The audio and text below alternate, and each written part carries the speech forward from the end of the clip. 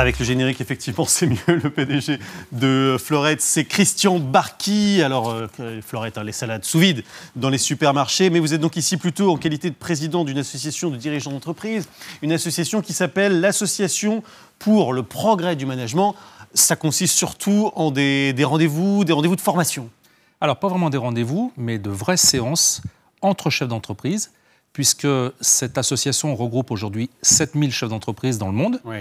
Tous les pays francophones. Exactement. On ne parle que le français, c'est un parti pris.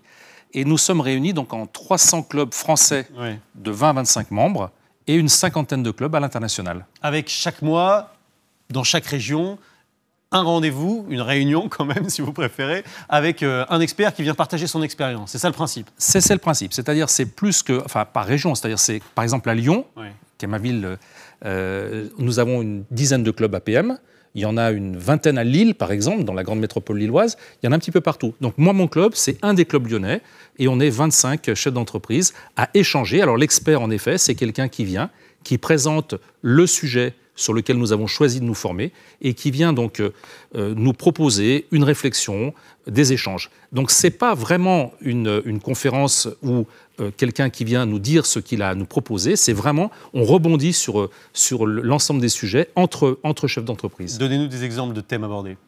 Oh, il y en a plein. Alors après, les quatre, on a quatre grandes thématiques. Le management, qui est évidemment un des thèmes les plus importants. Nous avons également le développement personnel du chef d'entreprise, par exemple, comment gérer son stress, des sujets comme ça qui peuvent être très personnels. Nous avons également donc tout ce qui touche aux techniques d'entreprise, le marketing, la finance, la stratégie. Et puis, parfois, et c'était par exemple, j'étais hier dans mon club APM, là c'était un sujet complètement extra-professionnel, mais pas vraiment, puisque c'était de la géostratégie et de la géopolitique. J'imagine que les chefs d'entreprise vous font remonter des demandes, qu'ils ont des interrogations sur tel ou tel thème. Quelle est la tendance actuelle? Quelles sont les grandes interrogations des managers? Alors les grandes interrogations, aujourd'hui, sont sur les nouveaux modes d'entreprise. Vous avez peut-être entendu parler de sujets comme l'entreprise libérée. Donc ces sujets où... il n'y a pas d'horaire de travail ou, Non. Je crois qu'il faut... Il n'y a pas de patron, il n'y a pas de manager, justement. Libérer des managers, c'est la fin de votre job, en fait. Alors ça, c'est tout ce qui circule de façon négative. L'entreprise libérée, c'est tout sauf justement l'anarchie, le grand n'importe quoi, où les salariés prennent la direction de l'entreprise. C'est pas du tout ça. C'est davantage une organisation où on donne la parole à l'ensemble des salariés et on leur donne évidemment des responsabilités supplémentaires. Un des intervenants de l'APM, le général Fievet, disait « la vérité vient du terrain ». Et c'est tout à fait exact. Qui mieux qu'un ouvrier sur sa ligne peut connaître et comprendre le fonctionnement d'une machine. Puisqu'on parle du terrain, il y a des tas de sujets qui peuvent émerger, qui émergent en ce moment, des sujets pas seulement économiques, mais aussi... Vous nous en avez un petit peu parlé, des sujets sociétaux. Par exemple, en ce moment, il y a une grande question qui concerne le rapport à l'islam. Comment est-ce qu'on gère ça dans les entreprises lorsqu'il y a des demandes particulières? Travailler avec un voile, ne pas serrer la main des femmes, ce genre de choses. Les managers disent qu'ils sont souvent très démunis par rapport à ça. Est-ce que dans vos clubs, vous arrivez à apporter des réponses? Alors, on échange évidemment sur ces sujets-là, sachant que sur la principale problématique de l'APM, c'est que nous avons la volonté d'être apolitique. Alors ici, on n'est pas dans la politique, on est vraiment dans le concret des managers. Non, mais je vous explique simplement, on est apolitique. Donc dès qu'on touche à des sujets qui sont politiques ou religieux, on en parle évidemment entre nous. Et là, vous avez, parmi les chefs d'entreprise, le reflet de l'entreprise française. C'est-à-dire, vous avez des gens de gauche, vous avez des gens de droite, vous avez toutes les positions. Donc là, évidemment, on échange. Et il y a des gens qui vous disent que la laïcité doit s'imposer dans les entreprises et qu'il est hors de question de ne pas serrer la main d'une femme. Nous acceptons le voile ou... Voilà, par exemple, dans mon entreprise, on accepte le voile sans aucun problème.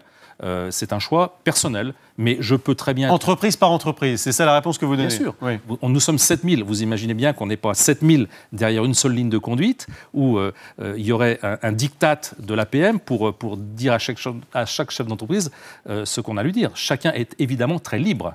Il y a quelques années encore, les patrons, les managers dans leur ensemble, et les patrons plus en particulier, avaient une très mauvaise image en France. Est-ce que c'est encore le cas? Est-ce que vous sentez encore ce ressentiment? Ou est-ce que vous avez l'impression que les choses sont un peu en train de s'inverser parce que le contexte économique est tel qu'il faut bien se tourner à un moment ou à un autre vers les entreprises?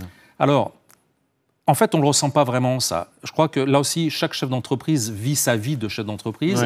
Il y a ceux qui sont très proches de leurs collaborateurs, ceux qui sont un peu plus éloignés. Il y a des gens très directifs, d'autres qui sont beaucoup plus à l'écoute de leurs salariés. Je crois que cette vraie valeur ajoutée qu'on a à l'APM, c'est qu'on travaille beaucoup sur les échecs. Et l'échec, c'est l'humilité. L'échec, c'est travailler sur ce qu'on a pu mal faire pour se remettre en question. Moi, j'aime bien cette formule. Je me suis tellement planté et j'ai tellement appris que j'ai vraiment envie de refaire une erreur. Les sondages que vous avez sur les chefs d'entreprise disent que leur état d'esprit il est quand même meilleur maintenant qu'en 2012, par exemple. On a l'impression que voilà, ça reprend un peu confiance. Oui, là, vous me posez des questions qui sont plus liées à l'économie et au redressement possible de l'économie française. Ça fait bien partie des thèmes que vous abordez, j'imagine. Non, pas franchement. Non, on aborde vraiment des termes managériaux. Alors évidemment, on peut commencer par exemple dans un club APM par ce qu'on appelle une petite météo. Oui. Comme on est donc une vingtaine de chefs d'entreprise, chacun dans un domaine de compétences, on va dire dans notre domaine, par exemple moi dans l'agroalimentaire, comment ça se passe. Oui.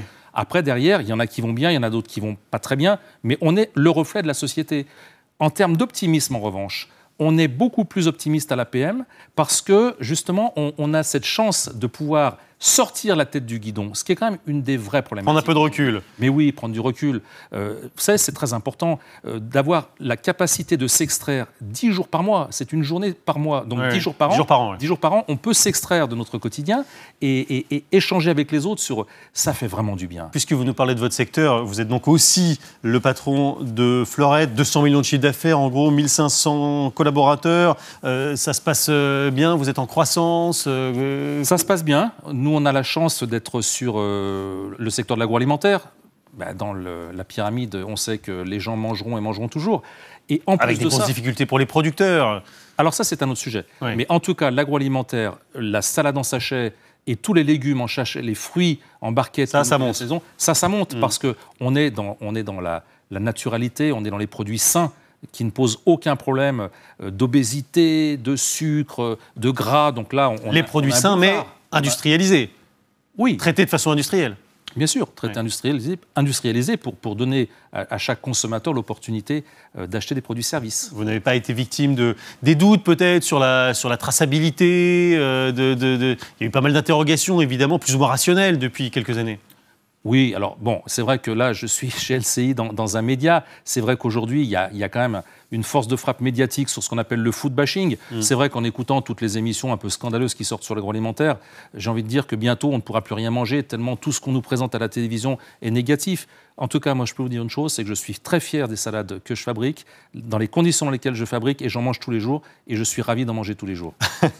Les médias disent aussi des bêtises, ça leur arrive, les chefs d'entreprise aussi, tout le monde, voilà, c'est comme ça. Oui. On va se quitter avec la une des Échos, comme chaque soir, une consacrée aux, vous voyez, les embauches de cadres au beau fixe. C'est une nouvelle qui vous ravira sans doute. L'emploi, ça repart. Enfin, ça repart, non, pour les cadres, la situation est belle. En tout cas, puis il y a aussi un retour sur une information qu'on vous donnait tout à l'heure, Carlos Ghosn, qui s'apprête à reprendre les manettes de Mitsubishi Motors, et les Échos creusent un peu ce dossier et expliquent pourquoi Mitsubishi est dans une situation très très compliquée. Il y a des milliards d'euros qui sont en jeu. Il y a le feu chez Mitsubishi, et Carlos Ghosn espère récupérer la situation comme il l'avait fait à l'époque pour Nissan. Voilà pour le grand soir, c'est terminé, mais on se retrouve demain tout de suite. Un journal complet, Rebecca Fitoussi.